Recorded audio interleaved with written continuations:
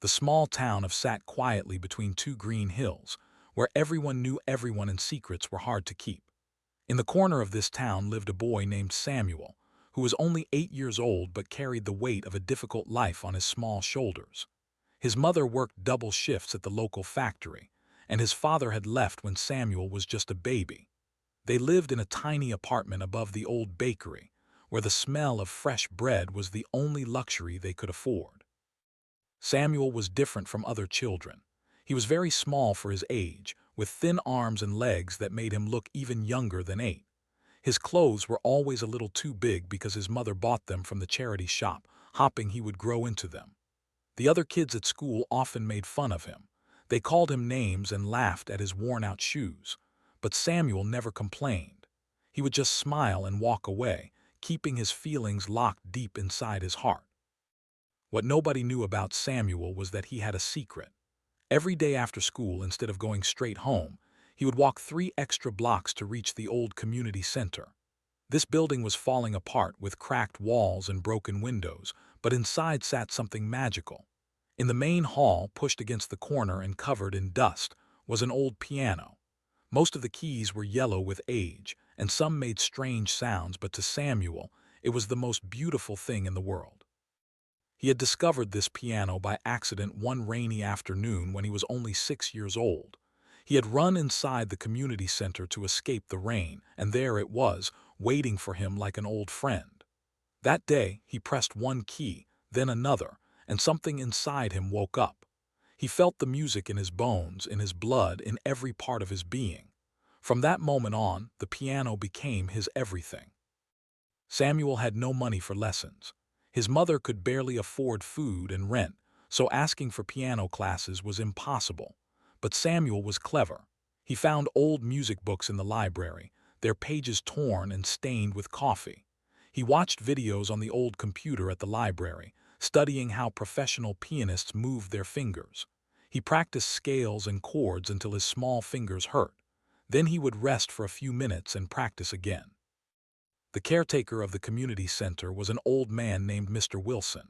He was grumpy and rarely smiled, but he had a soft spot for Samuel. He saw how the boy came every single day, rain or shine, cold or hot, to play that old piano. At first, Mr. Wilson thought Samuel was just making noise, but as weeks turned into months, he noticed something changing. The random notes were becoming music. Real music. Beautiful music. Mr. Wilson started leaving the side door unlocked for Samuel. He would pretend not to notice when the boy slipped inside. Sometimes he would sit in his small office, listening to Samuel play, and tears would roll down his wrinkled cheeks. He had never heard anything so pure, so full of emotion. This little boy, dressed in clothes that were too big and shoes that were falling apart, was creating magic with his fingers. At home, Samuel's mother, Maria, knew something was different about her son. He was always humming melodies, always tapping his fingers on the table like he was playing invisible keys. She asked him once what he was always thinking about, and he just smiled and said, "Music, Mama. I hear music everywhere." She kissed his forehead and went back to work, too tired to think more about it. The school that Samuel attended was not a happy place for him. The building was old but still better than the community center. There were many rich children there, sons and daughters of business owners and doctors. They had the best clothes, the toys, and the most expensive hobbies. Many of them took piano lessons, violin lessons, and dance classes. They would talk about their recitals and competitions, and Samuel would listen quietly, wishing he could tell them that he played too. One day, a boy named saw Samuel looking at a poster about a school talent show. Was 12 years old, much bigger than Samuel, and he came from the richest family in town. His father owned the car dealership, and his mother organized all the fancy parties. Took piano lessons from the best teacher in the region and had already won 3 competitions. Walked up to Samuel with a mean smile on his face. "What are you looking at, little mouse?" he asked, using the nickname he had given Samuel. "Are you thinking about entering the talent show? What would you do? Show everyone how poor you are." The other children around them laughed. Samuel felt his face grow hot with shame, but he did not cry. He had learned long ago that crying only made things worse. Instead, he simply shook his head and walked away, his heart heavy with sadness. That night Samuel could not sleep. He kept thinking about the talent show. He imagined himself on the stage, playing the most beautiful music anyone had ever heard. He imagined the surprised faces of and all the other children who had laughed at him. He imagined his mother sitting in the front row, crying tears of joy.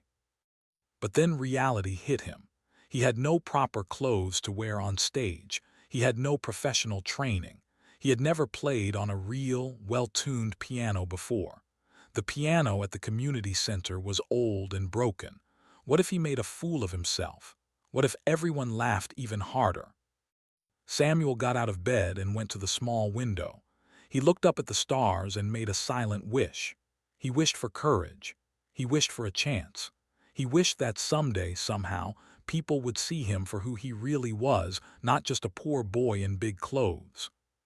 The next morning, Samuel made a decision. He would enter the talent show. He did not know how he would do it, but he knew he had to try. For the first time in his life, he was going to stop hiding. He was going to show the world the music that lived inside his heart. He had no idea that this decision would change his life forever, in ways he could never have imagined. As he walked to school that day, his steps felt lighter. The sun seemed brighter. The birds seemed to sing just for him. Something inside Samuel had shifted. He was still small, still poor, still wearing clothes that were too big, but inside he was growing stronger. He was becoming the person he was meant to be, and the world was about to find out. The registration for the talent show was happening in the school gymnasium during lunch break. Samuel stood outside the doors, his heart beating so fast he could hear it in his ears. Students walked past him, some giving him strange looks, others ignoring him completely. He watched as confident children went inside, signed their names, and walked out with smiles on their faces. They all knew they belonged there. Samuel was not so sure about himself. He took a deep breath and pushed open the door. The gymnasium was bright with sunlight coming through the large windows. A long table sat at the far end, where two teachers were taking names and information. A line of students waited their turn, chatting excitedly about what they would perform. Some were going to dance. Others were going to sing. A few were doing magic tricks or comedy acts. Samuel joined the back of the line. He kept his head down, hoping nobody would notice him. But luck was not on his side that day. Just as he reached the middle of the line, a familiar voice rang out behind him. "Well, well, well, look who is here." Samuel turned around slowly, stood there with two of his friends, all of them wearing matching expensive sneakers and designer shirts. Had a look of pure amusement on his face, like he had just heard the funniest joke in the world. "Little Mouse wants to be in the talent show," announced loudly, making sure everyone could hear. "This should be good. What are you going to do? Show us your collection of charity shop clothes." The students in line turned to look. Some of them giggled, others whispered to each other. Samuel felt his cheeks burning, but he did not move from his spot. "I am going to play piano," Samuel said quietly. For a moment there was complete silence, then burst out laughing. He laughed so hard that he had to hold his stomach. His friends joined in, and soon it seemed like the whole gymnasium was filled with the sound of mocking laughter. "You play piano," finally managed to say between laughs. "That is the funniest thing I have ever heard. Do you even know what a piano looks like? Can you even afford to look at one?" Samuel did not respond. He simply turned back around and continued waiting in line. The laughter slowly died down, but he could still feel people staring at him. He could hear them whispering, wondering if he had lost his mind. When Samuel finally reached the front of the line, the teacher looked at him with kind but surprised eyes. She was Mrs., the music teacher, and she knew that Samuel had never been part of any music class. "Hello there," she said gently. "What would you like to perform?" "Piano," Samuel answered, his voice barely above a whisper. "Mrs. wrote something on her paper. Have you had any formal training?" "No, ma'am, I taught myself." She looked up at him and there was something in her eyes. It was not doubt or pity, it was curiosity. "That is very brave of you, Samuel. The show is in 3 weeks. Do you have a piece prepared?" "Yes, ma'am, I am going to play Chopin." There was a gasp from somewhere behind him. Chopin was famous for being extremely difficult, even for trained pianists. Pushed his way forward. "He is joking, missus. There is no way this little mouse can play Chopin. He has probably never even heard of Chopin. He is just trying to embarrass himself." Mrs. held up her hand for silence. She looked at Samuel with serious eyes. "Are you sure about this? Chopin requires years of practice.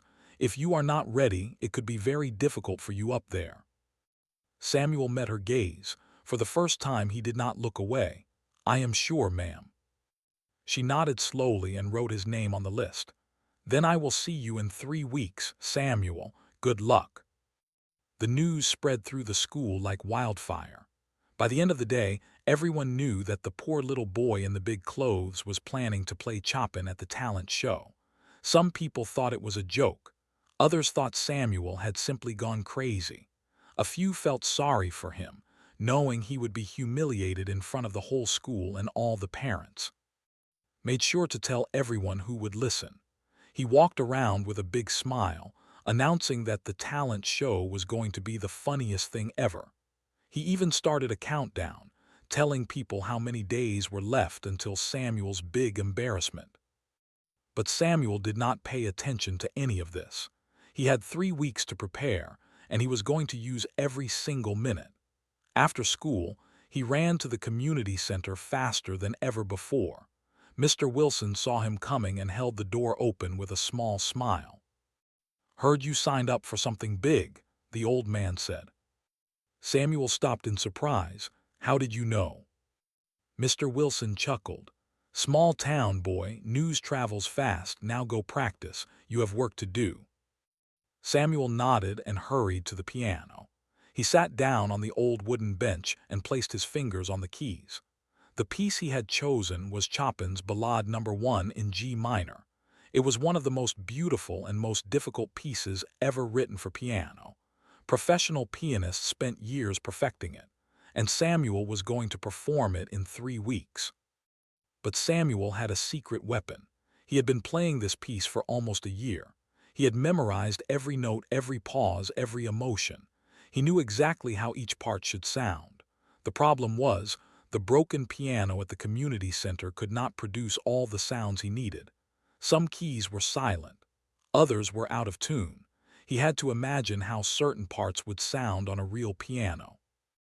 Every day for 3 weeks, Samuel practiced for hours. His fingers danced across the keys, making the old piano sing as best as it could. Mr. Wilson would sit in his office, listening, sometimes wiping tears from his eyes. He had never seen such dedication in someone so young. At home, Samuel practiced on the kitchen table, his fingers pressing imaginary keys while his mother cooked dinner. Maria noticed how serious her son had become. She did not know about the talent show, and Samuel had decided not to tell her. He did not want her to worry. He did not want her to feel sad if things went wrong. The days flew by. 1 week passed, then 2. Each day reminded Samuel of the coming humiliation.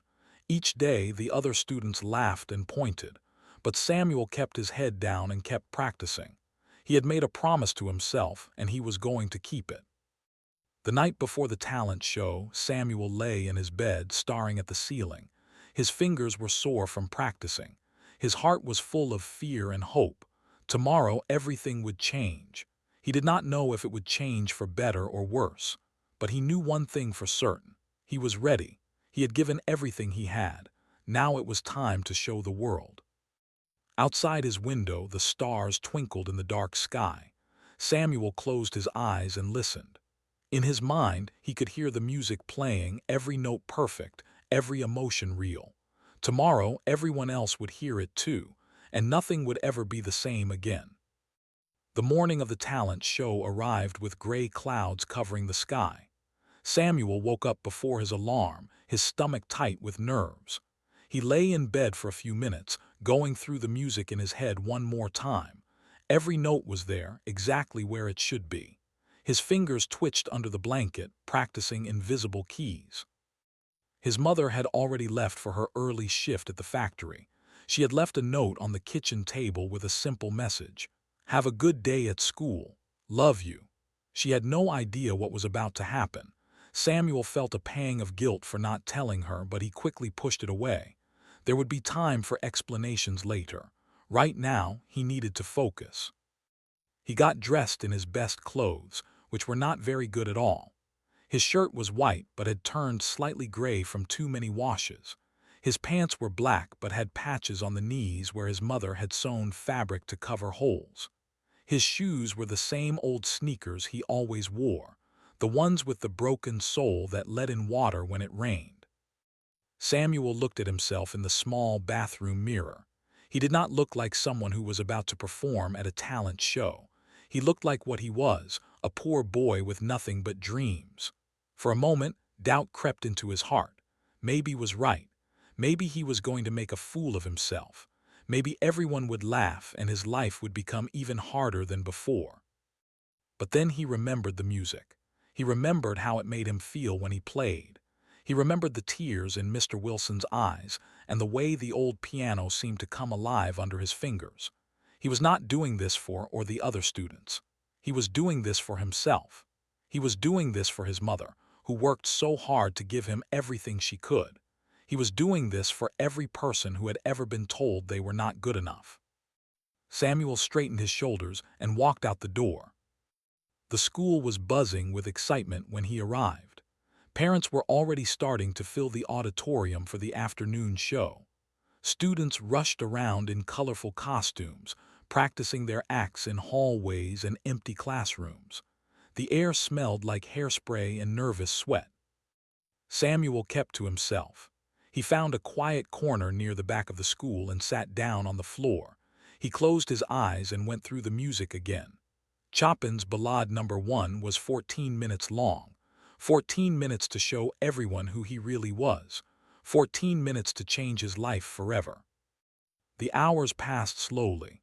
Samuel skipped lunch because his stomach was too twisted to eat. He avoided and his friends, staying hidden in his quiet corner. Once, Mrs. found him and asked if he was okay. "Just nervous," Samuel admitted. She smiled kindly. "That is perfectly normal. Even the greatest performers get nervous. It means you care about what you are doing." Samuel nodded. Mrs. patted him on the shoulder and walked away. He appreciated her kindness. She was one of the few people who had not laughed at him. Finally, the time came. Students were called to gather backstage. Samuel joined the crowd, keeping his head down. He could feel people staring at him, whispering, wondering if he was really going to go through with it. Appeared beside him with his usual smirk. "Ready to embarrass yourself, little mouse?" asked. "I hope your mommy brought a camera to record the disaster." Samuel did not respond. He just kept walking toward the backstage area. The auditorium was packed. Every seat was taken. Parents sat with proud smiles, ready to watch their children shine. Teachers lined the walls, clipboards in hand. At the back of the room there was standing space only, filled with younger students who could not find seats. The show began with a girl who did a gymnastics routine. She was followed by a boy who told jokes.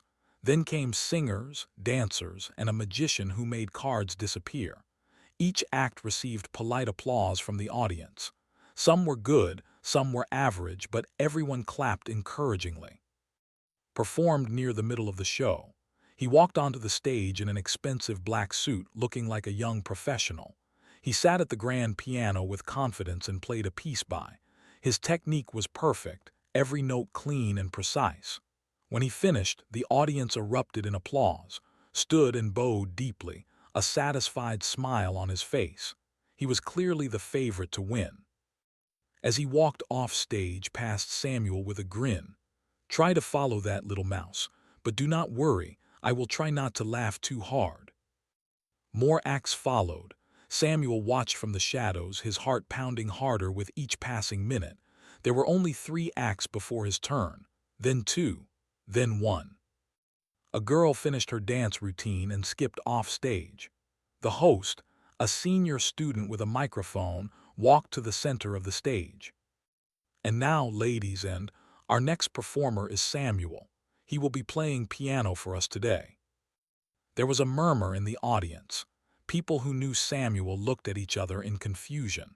The poor boy who wore charity shop clothes, the one who had never taken a music class. This had to be a joke. Samuel took a deep breath. His legs felt like jelly as he walked toward the stage. The lights were brighter than he had expected. The piano, a beautiful black grand piano, sat in the center of the stage like a throne waiting for its king. It was the most magnificent instrument Samuel had ever seen. As he walked across the stage, he could hear whispers rising from the audience. Some people were already giggling.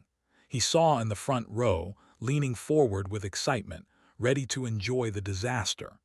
Even some of the teachers looked concerned, wondering if they should stop this before it went too far.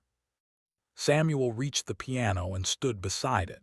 He ran his fingers along the smooth wood, feeling its perfection under his touch. This was nothing like the broken piano at the community center.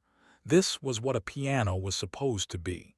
This was what music was supposed to sound like. He sat down on the bench. The audience fell silent, waiting. Some were holding back laughter. Others were cringing in sympathy. Nobody expected anything good to come from the next few minutes. Samuel placed his fingers on the keys. They were smooth and cool, perfectly tuned, ready to respond to the slightest touch. He closed his eyes and took one final breath. In that moment, everything disappeared. The audience, the stage, the lights, the whispers, and his smirk. Everything faded away until there was nothing left but Samuel and the piano, two souls about to become one. He thought of his mother, working so hard for him. He thought of Mr. Wilson, who had believed in him from the beginning. He thought of every person who had ever laughed at him, told him he was worthless, made him feel small and invisible. Then Samuel opened his eyes and began to play. The first notes of Chopin's ballade floated into the air like whispers from another world.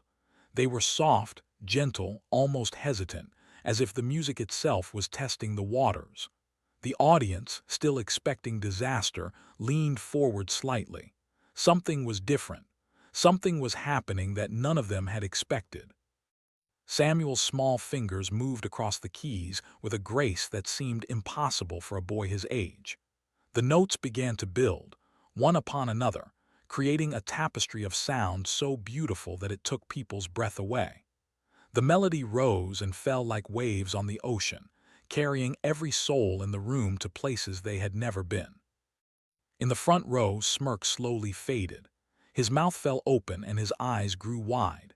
This was not possible. This little boy, this poor child in patched clothes and broken shoes, was playing Chopin better than he had ever heard it played before, better than his expensive teacher, better than the recordings he had studied, better than anything he could have imagined. The music grew more intense. Samuel's body swayed with the rhythm, every fiber of his being connected to the piano. His eyes were closed, but his fingers knew exactly where to go. Years of practice on a broken instrument had given him a sensitivity that trained pianists often lacked. He could feel every vibration, hear every overtone, sense every emotion hidden within the notes. A woman in the middle section began to cry. She did not know why. She did not even know she was crying until she felt the tears rolling down her cheeks. The music had reached inside her and touched something she had forgotten existed, something pure, something true. Samuel played on. The piece grew faster, more demanding. His fingers flew across the keys in passages that seemed humanly impossible. Teachers who understood music exchanged stunned glances. This was virtuoso-level playing. This was the kind of performance they had only seen from world-class pianists, and it was coming from an 8-year-old boy who had taught himself to play. The stormy middle section of the ballade arrived with thundering chords that filled the auditorium.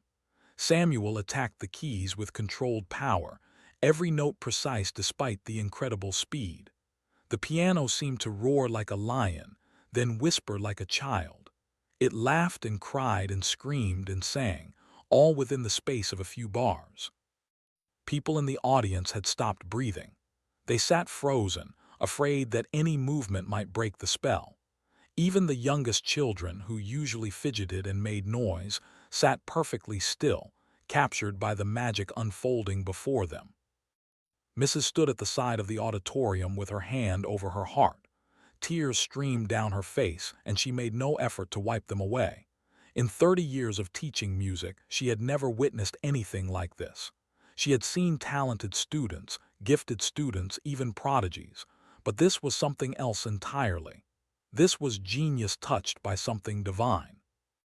The music shifted again, entering a tender passage that spoke of loss and longing. Samuel's touch became impossibly delicate, each note a precious jewel placed carefully in the silence. The melody sang of heartbreak, of hope, of dreams that refused to die. It sang of a little boy who had been told he was nothing, who had believed he was nothing, but who had discovered that he was so much more. In the audience, something was changing. People who had laughed at Samuel just hours before now sat with shame in their hearts. They remembered every cruel word they had spoken, every mean joke they had made. How could they have been so wrong? How could they have judged this child by his clothes and his poverty instead of seeing the extraordinary person he was? Samuel reached the climax of the piece. His fingers crashed down on the keys with devastating power, building chord upon chord until the music seemed to shake the very walls of the auditorium. Then, suddenly, everything fell away. The storm passed, and a gentle calm settled over the music. The final passage began, tender and beautiful, bringing the long journey to its close. As Samuel played the last notes, something remarkable happened. The ending of Chopin's Ballade is famous for being devastating, a final tragedy that breaks the heart. But as Samuel played it, the tragedy transformed into something else. It became a message of hope, a promise that even in the darkest moments, beauty can be found. Even when everyone doubts you, your truth will shine through. The final chord rang out and slowly faded into silence. For a long moment, nobody moved. The auditorium was completely still, as if time itself had stopped. Samuel sat at the piano with his hands resting on the keys, his eyes still closed, lost in the world he had created. Then, from somewhere in the back, a single person started clapping. The sound broke the spell. Another person joined in, then another. Within seconds, the entire auditorium erupted in applause. People rose to their feet, clapping and cheering and crying. The standing ovation spread like wildfire until every single person in the room was on their feet, celebrating the miracle they had just witnessed. Samuel opened his eyes. He turned to face the audience, and for a moment he did not understand what was happening. All these people, the same people who had laughed at him, who had called him names, who had expected him to fail, were now standing and cheering for him. Some were crying. Some were shouting his name. All of them were looking at him with new eyes. He stood slowly, his legs shaking. He did not know what to do, so he simply bowed, the way he had seen professional pianists do on the videos he had watched. The applause grew even louder. People started whistling and stomping their feet. It was the most enthusiastic response the school had ever seen for a talent show performance. In the front row sat Frozen. His face was pale and his hands were trembling in his lap. He had not stood up with everyone else. He could not move. Everything he had believed about himself, about his own talent, about who deserved success and who did not, had just been shattered into a million pieces. The teachers rushed to the stage, surrounding Samuel with congratulations and questions. How long had he been playing? Where did he study? Who was his teacher? Samuel answered as best as he could, still dazed by what had happened. He told them about the community center, about the broken piano, about teaching himself from library books and internet videos. Nobody could believe it. A self-taught 8-year-old had just delivered one of the most stunning piano performances anyone in that room had ever heard. It seemed impossible. It seemed like a miracle. And yet, they had all witnessed it with their own eyes. As the chaos continued on stage, Samuel looked out into the audience one more time. His heart was full to bursting with emotions he could not name. He had done it. Against all odds, against everyone's expectations, against everything the world had told him about who he was and what he could achieve, he had done it. And this was only the beginning. The talent show ended with Samuel being declared the winner by a unanimous decision. No other act came close to what he had delivered. The trophy they gave him was small and made of cheap plastic, but to Samuel, it might as well have been made of solid gold. He held it against his chest as people continued to swarm around him, shaking his hand and patting his back. Among the crowd was a woman he did not recognize. She had silver hair and wore a simple gray dress, but there was something about her presence that made people step aside. She waited patiently until the initial excitement died down, then approached Samuel with a warm smile. "That was extraordinary," she said, her voice calm and measured. "I am Price. I used to teach piano at the Royal Conservatory in London before I retired. I came today to watch my grandson perform, but I must say, your playing made everyone else disappear." Samuel did not know what to say. He had never met anyone from a real music school before. "Thank you, ma'am," he managed to whisper. Studied him with intelligent eyes. "You taught yourself, truly." "Yes, ma'am, from books and videos."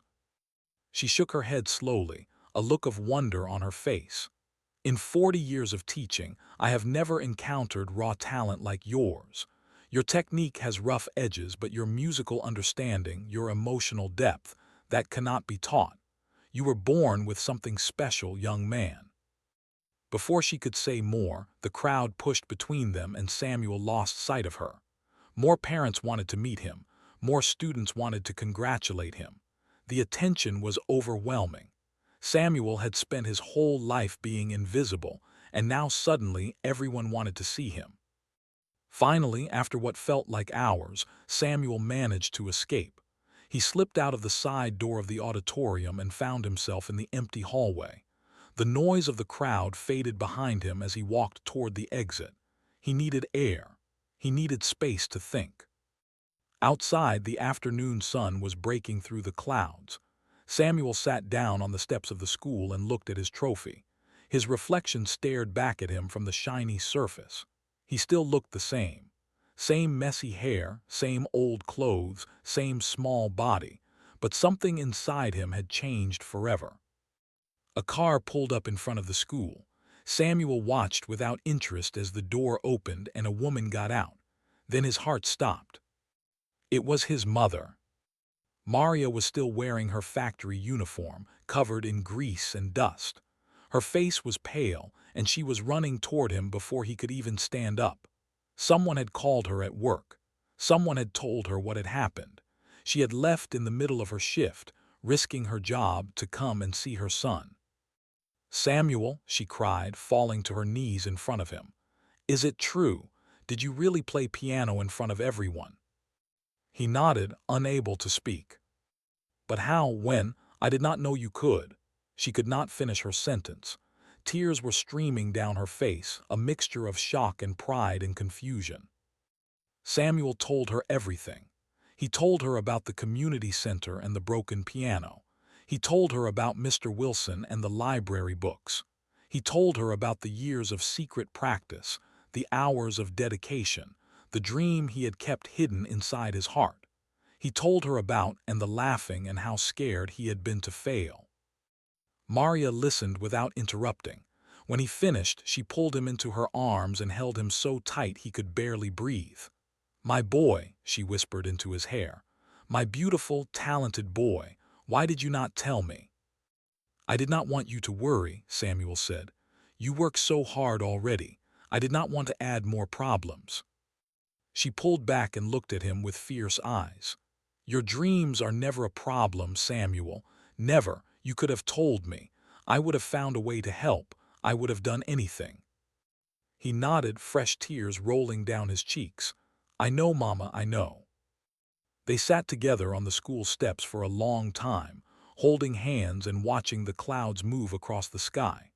Other parents walked past, many of them stopping to congratulate Samuel and shake Maria's hand. She accepted their kind words with grace, but Samuel could see she was still processing everything. When they finally went home, Samuel found a surprise waiting for him. Mr. Wilson was sitting in their small living room with a pot of tea and a plate of cookies. Maria had called him before leaving work, and he had come immediately. "Heard you did good, boy," Mr. Wilson said with a rare smile. "Knew you would." "Thank you for everything," Samuel said. "For the piano, for leaving the door open, for believing in me." The old man waved his hand dismissively. "You did all the work, I just let you in." That evening, they ate dinner together. The three of them crowded around the tiny kitchen table. They talked and laughed and shared stories. Mr. Wilson told them about his youth, when he had dreamed of being a musician before life took him in other directions. Maria talked about her own childhood, about singing in the church choir before poverty forced her to drop out of school. For the first time in as long as Samuel could remember, their small apartment felt full. Full of warmth, full of hope, full of possibilities. The next morning, Samuel woke up to find his mother sitting at the edge of his bed. She was holding a piece of paper and crying quietly. "Mama, what is wrong?" She shook her head and smiled through her tears. "Nothing is wrong, baby. Everything is right." She handed him the paper. It was a letter, hand-delivered early that morning. Samuel read it slowly, his eyes growing wider with each line. The letter was from Price, the woman from the Royal Conservatory. She had made some calls after the talent show. She had spoken to people who owed her favors. She had pulled strings and moved mountains. The letter offered Samuel a full scholarship to the most prestigious music academy in the country.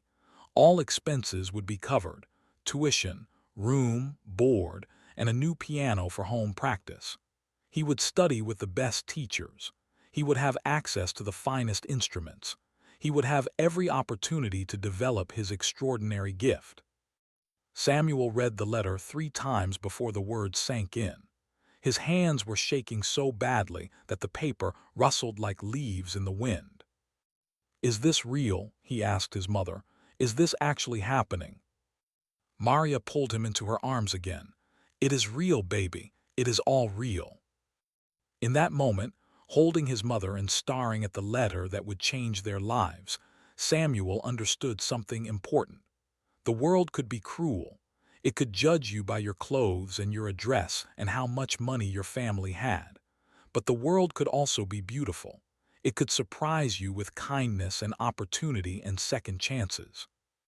All you had to do was believe in yourself enough to take the first step, and then keep walking, no matter how many people laughed along the way. 3 months after the talent show, Samuel stood in front of the towering gates of the National Music Academy. The building was unlike anything he had ever seen. Stone columns rose toward the sky, and stained glass windows sparkled in the morning sun. Students walked past in neat uniforms, carrying instrument cases and music folders. Everything about the place screamed privilege and tradition and centuries of excellence. Maria stood beside him, holding his small suitcase. She had taken a week off work to help him settle in, using up all her vacation days without a second thought. Her eyes were wet, but she was smiling bravely. "You are going to do amazing things here," she said, adjusting his collar for the 100th time. "Remember who you are, remember where you came from, and never let anyone make you feel small." Samuel hugged her tight. "I will make you proud, Mama." "You already have, baby, you already have." The first few weeks at the academy were harder than Samuel had imagined. The other students had been training since they were toddlers. They had famous teachers and expensive instruments, and summers spent at music camps in Europe. They spoke a language of technique and theory that Samuel barely understood. Terms like rubato and sforzando flew over his head in class while his classmates nodded knowingly. Some students were kind to him, curious about his unusual story, but many others looked at him with suspicion or disdain. Who was this nobody who had somehow gotten a full scholarship? How could a self-taught boy from a poor town possibly belong among them? Samuel's roommate was a boy named Thomas, whose father owned a chain of hotels across the country. Thomas had been playing violin since age 4 and had already performed in concert halls across 3 continents. He was not mean to Samuel, but he was not exactly friendly either. He treated Samuel like a strange creature who had accidentally wandered into the wrong habitat. The formal training was intense. Samuel had to unlearn many of the habits he had developed on the broken piano at the community center. His technique, which had seemed magical at the talent show, was full of small errors that proper teachers immediately spotted. His wrist position was wrong. His finger shape was inconsistent. His posture needed work. For the first time in his life, Samuel felt like a failure. He had come to this place thinking he was special, thinking his natural gift would carry him through. But surrounded by students who had everything he lacked, he began to doubt himself. Maybe the talent show had been a fluke. Maybe he did not belong here after all. One night, alone in the practice room long after everyone else had gone to bed, Samuel sat at the piano and cried. The keys blurred before him as tears fell from his eyes. He missed his mother. He missed Mr. Wilson. He missed the broken piano at the community center, where nobody judged him, and the only expectation was the joy of making music. That is the most pathetic crying I have ever heard. Samuel spun around. Price stood in the doorway, leaning on a silver cane. She had been appointed as his mentor at the academy, but she had been traveling for the past month and they had not yet formally met. "Mrs. Price," Samuel jumped up and tried to wipe his face. "I did not know you were back. I am sorry, I was just—" She held up her hand. "Do not apologize. Tears are not weakness. They are evidence that something matters to you." She walked slowly into the room and sat down on a chair near the piano. "Now tell me why you are crying." Samuel hesitated. He did not want to seem ungrateful or weak, but something about his calm presence made him feel safe. So he told her everything. About the other students, about the technical corrections, about feeling like a fraud who did not belong.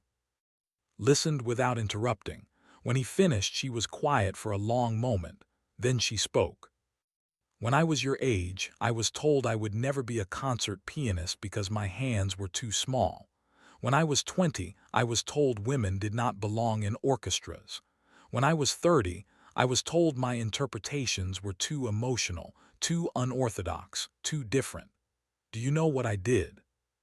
Samuel shook his head. "I ignored them, not because I was stubborn, but because I understood something they did not. Music is not about perfection. It is not about following rules. It is about truth, your truth, the truth that lives inside your heart and flows through your fingers into the keys." She leaned forward and looked into his eyes. "Those other students can play every note perfectly. Their technique is flawless. Their training is impeccable, but most of them will never move an audience the way you did at that talent show. Do you know why?" "No, ma'am." "Because they play the music as it is written. You play it as it is felt. That cannot be taught.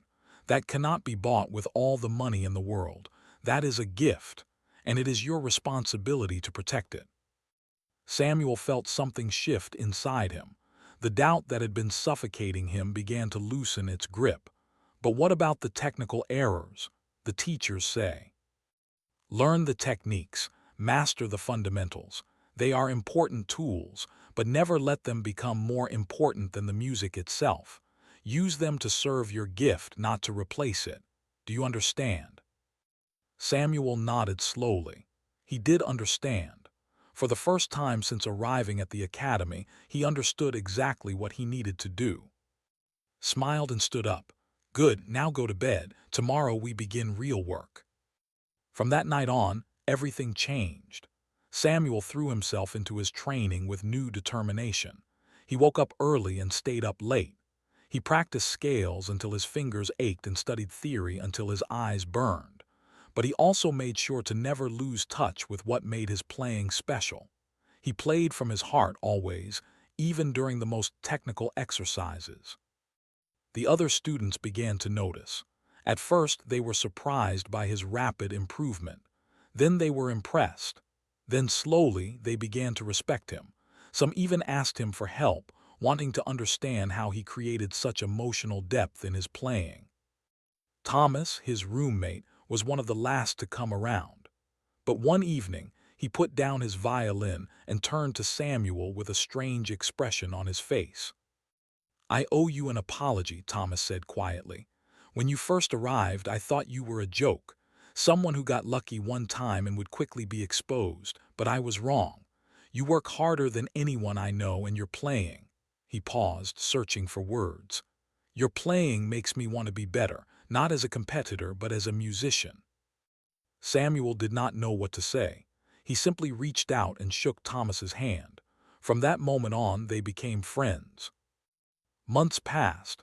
Samuel's skills grew exponentially under guidance and his own tireless dedication. His technique was no longer a weakness but a strength. His understanding of theory deepened. And through it all, his natural gift remained intact, shining brighter than ever. The day came for the Academy's annual showcase, where the best students performed for an audience of industry professionals, critics, and talent scouts. Samuel was selected to perform. The boy who had once been laughed at for daring to play piano was now representing the most prestigious music academy in the country. Standing backstage, waiting for his turn, Samuel felt calm. He thought of how far he had come, all the obstacles he had overcome, all the people who had helped him along the way. He thought of his mother, who was sitting in the audience with Mr. Wilson, both of them crying tears of pride. When they called his name, Samuel walked onto the stage with his head held high. He sat at the magnificent concert grand piano and placed his fingers on the keys. Then he began to play. The concert hall fell silent as Samuel's fingers danced across the keys. He had chosen to perform Piano Concerto No. 2, one of the most demanding pieces in the classical repertoire. It required not only technical brilliance, but also the emotional maturity to convey its sweeping narrative of despair and hope. The orchestra behind him swelled as the music built toward its first great climax. Samuel played with controlled power, his small hands somehow producing sounds that filled every corner of the hall. The audience sat motionless, captivated by the young boy who played with the soul of a much older man. In the audience, industry professionals leaned forward in their seats. Critics put down their notebooks, too moved to write. A representative from a major record label wiped tears from her eyes, already planning the conversation she would have with Samuel after the performance. Maria sat in the third row, clutching Mr. Wilson's hand so tightly that her knuckles had turned white. She could not believe what she was seeing. Her son, the boy she had raised alone in a tiny apartment above a bakery, was commanding a stage that usually held the world's greatest musicians. Every note he played was a testament to his journey, a story of struggle and hope written in sound. The second movement brought a gentle, tender melody that seemed to hang in the air like mist over still water. Samuel played with his eyes closed, completely lost in the music. He was no longer performing for anyone.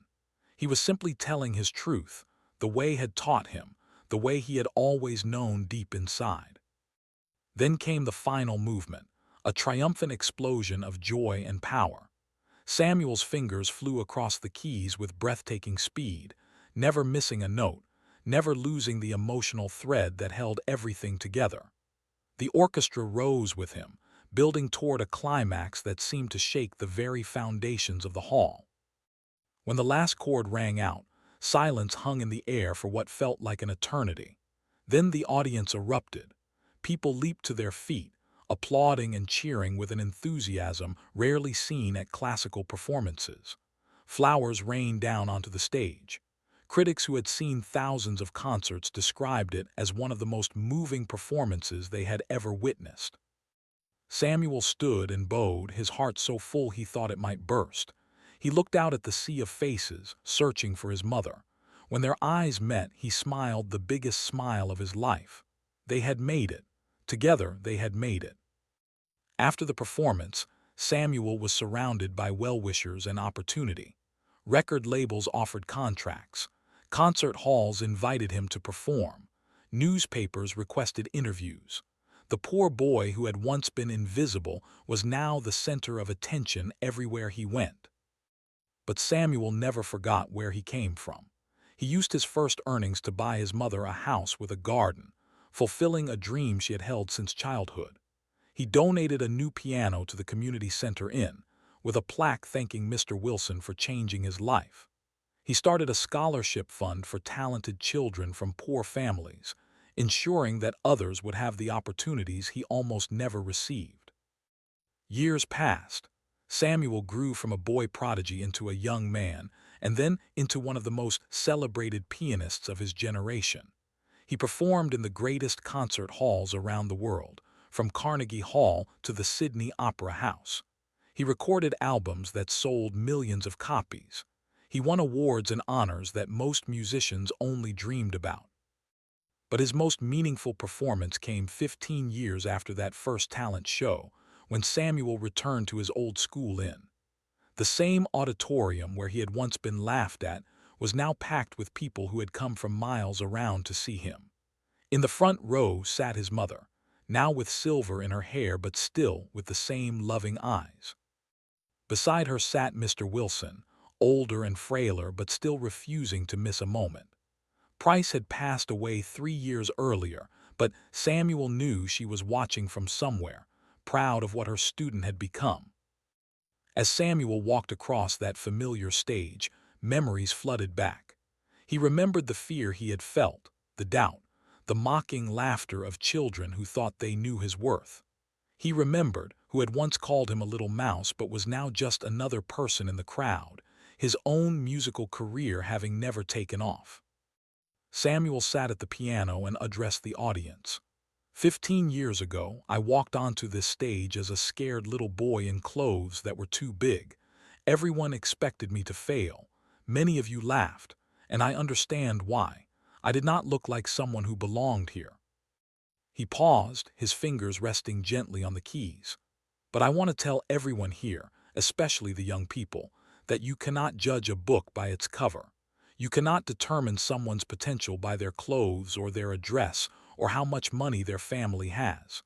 Greatness can come from anywhere. It can come from the smallest apartment in the neighborhood. It can come from a broken piano in an abandoned building. He smiled at his mother. It can come from a boy whose only privilege was having a mother who loved him unconditionally. Then Samuel began to play. He chose the same piece he had performed 15 years ago, Chopin's Ballade No. 1 in G minor. But now he played it with the wisdom and experience of a man who had traveled the world, who had known triumph and heartbreak, who had learned that the true value of a gift lies in how you share it with others. The music filled the auditorium and spilled out into the streets of. People walking by stopped to listen. Children pressed their faces against windows.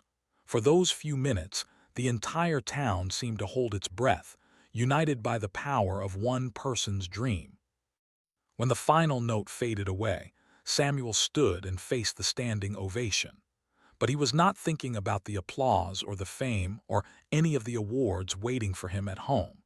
He was thinking about the 8-year-old boy who had dared to believe in himself when no one else would.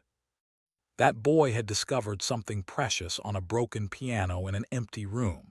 He had discovered that music was not just notes on a page or keys on an instrument.